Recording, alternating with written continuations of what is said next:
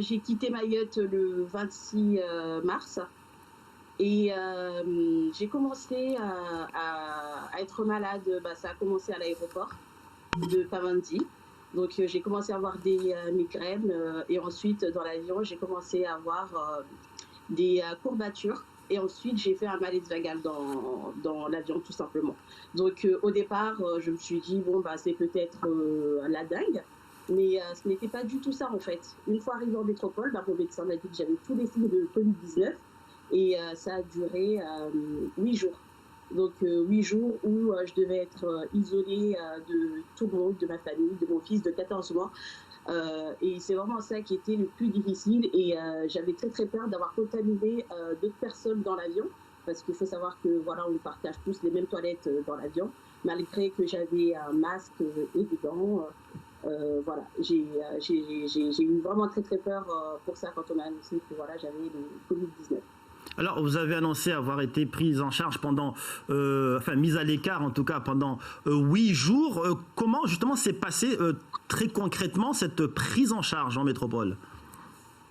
Alors déjà, le SAMU me disait de ne surtout pas aller à l'hôpital parce que de toute façon je ne serais pas prise en charge tant que mon cas n'était pas vraiment urgent, c'est-à-dire si j'agonisais pas.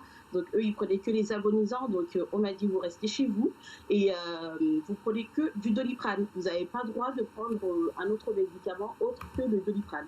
Donc je devais rester chez moi avec la toux, avec tous les problèmes qui s'ensuivent en fait.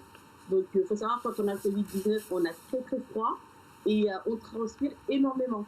Et on nous dit de ne pas trop nous couvrir, mais bon, quand on a froid, bah, on est obligé de se couvrir malgré que voilà qu'on ait froid, et on nous dit de ne pas trop le faire. Donc il faut savoir que moi j'ai eu plus de 40 degrés de fièvre. Donc voilà, j'étais obligée de rester isolée dans ma chambre et même quand j'allais dans les autres pièces, c'est-à-dire j'avais droit que les toilettes, donc j'avais pas le droit d'aller au salon ou aller dans la cuisine. Il fallait tout le temps désinfecter derrière avec des lingettes anti-microbes. Alors, dernier point, vous êtes guéri du coronavirus. Quelle est votre situation exactement aujourd'hui? Alors bah, maintenant, j'ai retrouvé déjà le goût de manger parce que j'avais perdu l'appétit, j'avais perdu l'odorat. Et donc aujourd'hui, bah, je l'ai retrouvé petit à petit. Je peux enfin marcher parce que quand j'avais le Covid-19, malheureusement, j'avais du mal à marcher parce que j'avais des courbatures de partout. Donc là, depuis 5 jours, bah, j'ai réappris à marcher petit à petit, à vivre comme avant.